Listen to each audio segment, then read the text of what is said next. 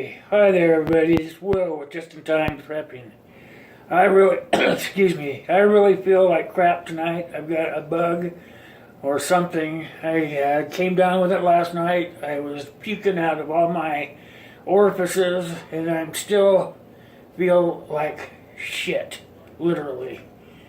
So I wanted to show you guys, even though I've been sick, I still have all the stuff I need. I even went out and bought a grinder so that we could grind the studs off of the machete. And then I'm going to go ahead and I'm going to cut it off right here and grind this little piece right here off so it's flat.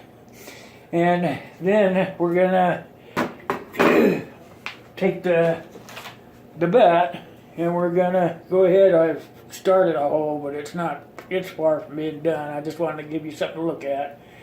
We're gonna put these holes and we're gonna drill them 2 inches deep, and the handle of the machete will go down in there.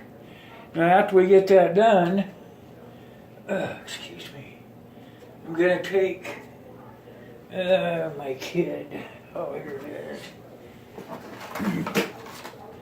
We're going to take some 2-part epoxy and we're going to put it down in the hole of the bat after we get the machete in there. But not before I drill a couple of holes for 2 of the screws that I'm going to grind off of the machete blade. Probably this one and this one. I'll probably grind all these 3 off, and then I'll grind these out, and then that'll leave the hole, and I'll cut this off. And it'll be 2 inches long when I get all done, and I will measure it out on the ball bat, and we will drill some holes in the ball bat all the way through it so that the screws can go in to hold the machete in place. And then we will add screws. And I'm not going to do it tonight because I'm telling you, if I felt any worse, I'd be dead. So I just wanted to show you that when I feel better, hopefully tomorrow, because I've been in bed all day, I'm hoping that tomorrow we can go ahead and finish up the melee tool, because I have everything planned out and everything's here that I need.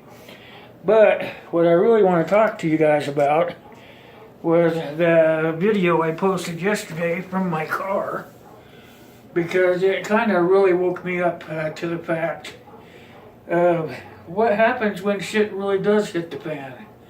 All those military vehicles that were out there were like half tracks, only on rubber tires, and they had men in the turrets watching anybody going by or anybody coming in and out of the site. So what are we going to do if that's really the case? I mean, somebody put in my comment section maybe they were just doing maintenance, but I don't think it's maintenance, because my dad, God rest his soul, he worked on those missiles that were put in around the area I live in.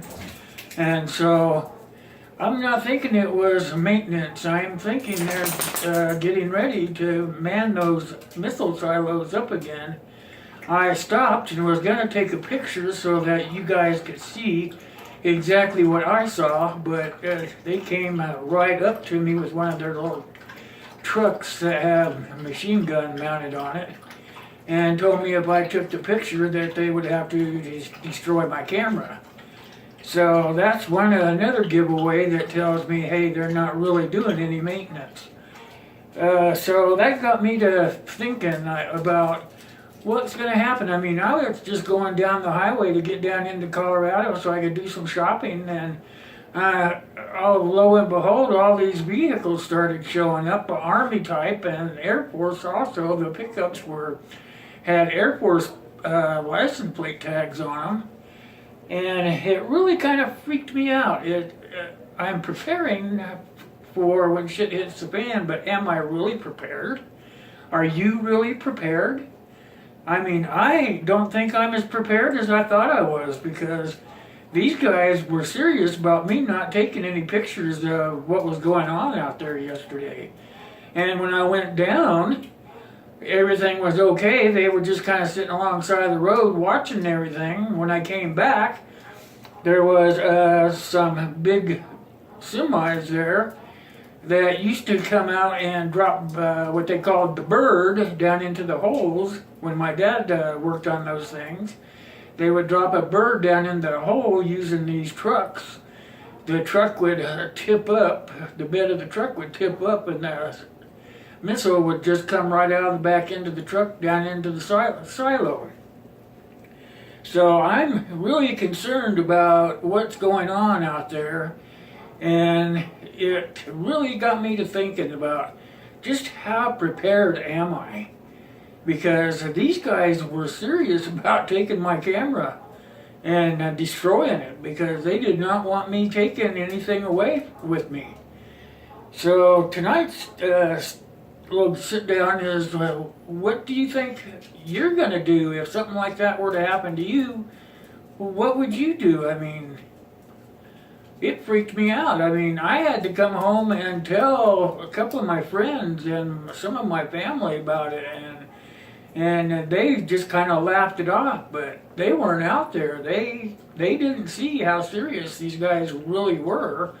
I don't think it was an exercise, because if it was an exercise, they wouldn't have all those Border Patrol pickup trucks out there. And then they had some regular pickups that said police on the side, but they weren't Kimball police trucks, and they weren't Fort Morgan police trucks. They were just said police, and they had antennas going this way and that way, and the red and blue lights, they were really hidden on the roof so that these antennas could get up and out. So it's kind of scary. Just how prepared are we really? I'm thinking that with all the stuff going on overseas and all of the stuff going on with President Trump, that we could be on the edge of something here. Then it's very, very scary for me. And I don't know about you, but you know what? I've got everything I need to protect myself here. And I've got my family. They know what to do if something starts to happen. But what about you guys? What are you going to do? I mean, it really upset me yesterday. Then I got sick on top of that. I got sick, and I was sick all night. I was up and down, up and down, up and down, and I still don't feel all that hot. So, geez, I just don't know about what's going on. But I wanted to let you guys know that even though I haven't got the melee made yet, I do have everything it's going to take to make it. And I am going to make it. Oh, I forgot to show you guys. My neck is all stiffened up, so just bear with me here a minute. What did I do with them? Oh, here's one. No, that's a pencil.